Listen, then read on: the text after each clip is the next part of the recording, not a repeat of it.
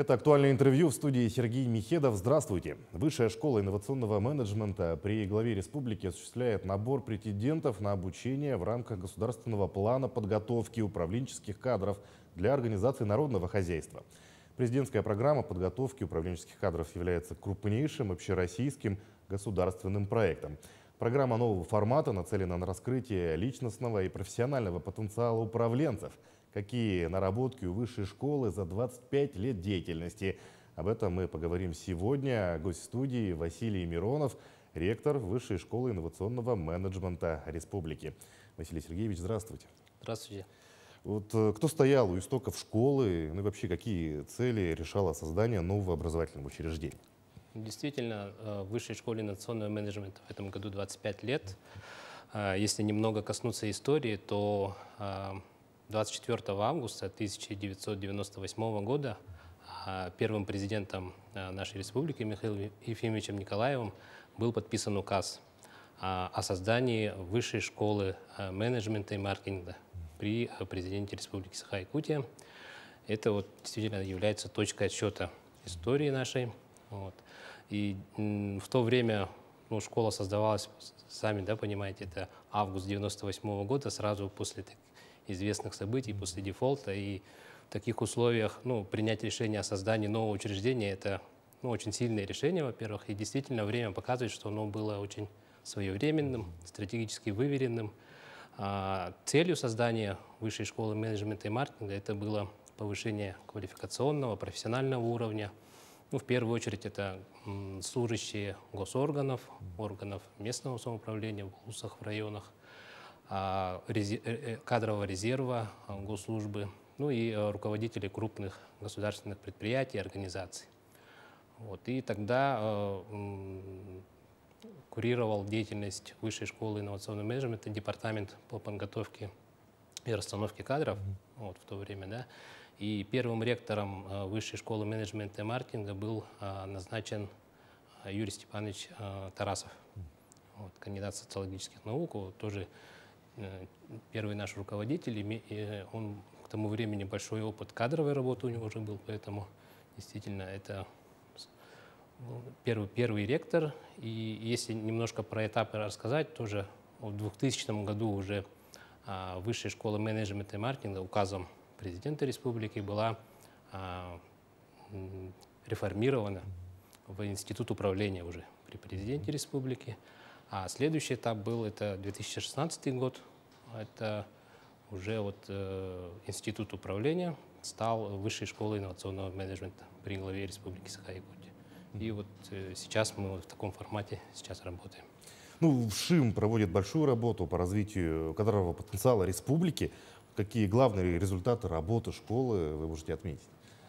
Действительно, за это время, вообще за 25 лет, конечно, мы обучили более 56 тысяч слушателей прошло, ежегодно у нас проходит оценку, профессиональное развитие, обучение более 1000 государственных и муниципальных служащих. И в последние годы, если немножко рассказать про то, что сделано именно в плане развития кадрового потенциала, если так, давайте возьмем 2020 год. Это действительно когда Айсен Сергеевич стал главой республики в 2018 году, он такие большие задачи поставил по трансформации системы управления вообще в республике, создание гибкой системы управления. И в 2020 году был принят указ о модернизации государственного управления в республике. В рамках этого указа основные моменты, которые хотелось бы осветить, наверное, в 2020 году мы начали совместно с Департаментом кадровой политики трансформацию кадровых служб министерств и ведомств. То есть от просто такой модели технически учетной, кадровых процессов, такой уже более комплексной, глобальной стратегии управления персоналом, стратегии управления кадрами. Мы тогда в 2021 году провели масштабное обучение специалистов кадровых служб министерств и ведомств, обучение современным кадровым технологиям. С 2020 года мы начали проводить ежеквартальное исследование вовлеченности государственных гражданских служащих по всем госорганам. Также в 2020 году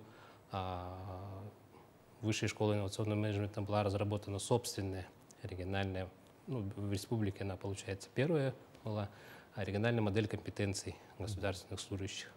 Затем мы ее оцифровали, и в 2022 году ее актуализировали. Сейчас вот мы ее используем при оценке, профессиональном развитии, при обучении, при назначении на должности. Вот. Также для работы в современной цифровой среде кадровый портал Республики Саха-Якутия был создан. Вот сейчас на нем как раз все оценочные мероприятия, кадровые конкурсы и так далее мы проводим как раз на нашем кадровом портале. Ну вот если говорить о компетенциях, да, какие из них сейчас наиболее важно развивать госслужащим? Ну да, вот в основе нашей разработанной модели компетенций, конечно, в первую очередь лежат ценности, те ценности, которые важны в целом в государственном секторе, государственной службы, для всех тех, кто работает в сфере органов публичной власти, не только государственной, муниципальной. Вот. У нас в основе нашей модели 3 базовые ценности лежат. Это, во-первых, служение обществу и государству, то есть готовность человека дать все свои силы, ресурсы, личное время, чтобы принести вклад в развитие общества, государства в целом. Затем следующая ценность — это профессионализм, то есть человек должен быть профессиональный в той или иной предметной области. Ну и, конечно, это работа в команде, объединение людей. То есть это в одного человек, управленец, даже пусть самый профессиональный, ничего не сможет сделать. Поэтому, конечно, сочетание этих ценностей, оно заложено в нашу модель компетенций. И 7 компетенций мы их выделяем. Это человекоцентричность, то есть это все государственные муниципальные услуги должны максимально быть ориентированы на удобство, комфорт для граждан. Правосознание.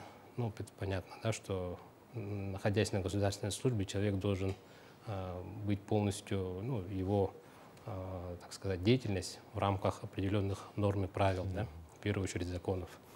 Вот. Также это компетенции, готовность к изменениям, объединение людей, саморазвитие, системное мышление. Все те компетенции, которые являются важными в госсекторе. Какое обучение можно пройти на базе ВШИМ, и кто может стать слушателем? Какие документы, кстати, получают выпускники?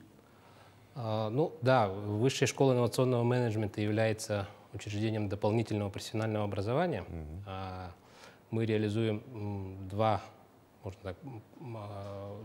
типа образовательных продуктов. Первое — это программа профессиональной переподготовки. По итогам обучения слушатели которых получают диплом с новой профессией. То есть это новая профессия. У нас наша базовая программа — это, конечно, государственное муниципальное управление. Это базовая программа профессиональной переподготовки. Ее можно пройти как в рамках государственного задания, это для государственных муниципальных служащих, так и могут любые желающие пройти уже на коммерческой основе обучения у нас в высшей школе. Также такая же тоже программа профессиональной переподготовки юриспруденции мы реализуем. В следующем году мы хотим начать, дополнить тоже программой управления персоналом, программой профессиональной переподготовки. Это базовые наши. Второй блок — это курсы повышения квалификации. Там это более короткие, и выдается удостоверение о повышении квалификации, установлено государственного образца. Тут, конечно, у нас очень большое множество этих курсов повышения квалификации. Мы всегда их актуализируем, держим руку на пульсе. То, что востребовано, актуально, мы все это реализуем и в рамках госзадания за счет государственного бюджета, и также и под заказы, потребности заказчиков. Это и организации, предприятия, физические лица могут быть. Тут можно некоторые актуальные курсы повышения квалификации, клиентоцентричность. Это очень важное направление и в сфере бизнеса, и в сфере государства. Мы проводим курсы по клиентоцентричному подходу.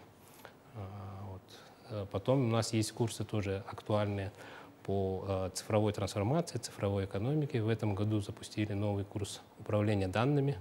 То есть в современное время это уже тоже такой актуальный инструмент для управленцев является, да, принимать решения, управленческие решения на основе данных. Вот, поэтому вот в таком формате мы работаем. Ну, также ВШИМ реализует несколько крупных проектов, вот таких как «Якутия вперед», «Эффективный регион». Вот расскажите о реализации этих проектов. Да, большая проектная деятельность тоже нами осуществляется. Ну, с эффективного региона, если начать, то проект «Эффективный регион» — это проект государственной корпорации «Росатом», да, и который они реализуют совместно с регионами Российской Федерации. И с конца 2019 года Республика Саха-Якутия совместно с госкорпорацией «Росатом» реализует проект «Эффективный регион».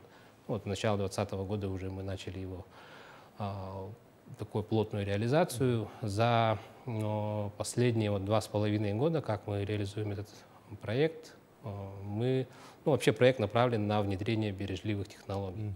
То есть у госкорпорации «Росатом» есть своя производственная система «Росатома» на основе методов бережливого управления, и она ее распространяет, внедряет уже в регионах. Да.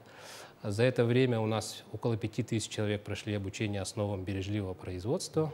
Вот, было разработано и запущено порядка, более 1200 проектов по бережливым технологиям. Да, и это вообще мы этим проектом пытаемся вообще внедрять, распространять культуру бережливого производства. Вообще и в предприятиях, и в учреждениях, во всех министерствах и ведомствах созданы ведомственные центры компетенций. Вот, обучение у нас постоянно на базе Высшей школы инновационного менеджмента проходит. Вот, и можно привести примеры. Да, есть понятие такой образец. Образец — это лучшая практика, да, внедрения бережливых технологий. У нас образцом федерального уровня стал Якутский автодорожный техникум. Образцом регионального уровня — это Министерство имущественных земельных отношений, Якутский индустриально-педагогический колледж. Это проект «Эффективный регион», мы его реализуем. Также на уровень, сейчас наши усилия направлены на уровне муниципальных образований. У нас около 13 муниципальных центров компетенций созданы, будем усиливаться там. Проект «Якутия вперед», тоже, я думаю, про него многие слышали, это наш кадровый конкурс, республиканский кадровый конкурс. Раньше он был в формате игры «Министр», потом «Таланты Якутии». В этом году мы его провели уже в новом формате. Ну что ж, Василий Сергеевич, достижений много за 25 лет. Я думаю, впереди еще больше новых открытий, достижений. Желаем дальнейших успехов и успешной работы на благо республики. Спасибо. Я напомню, вы смотрели актуальное интервью. Оставайтесь на нашем канале.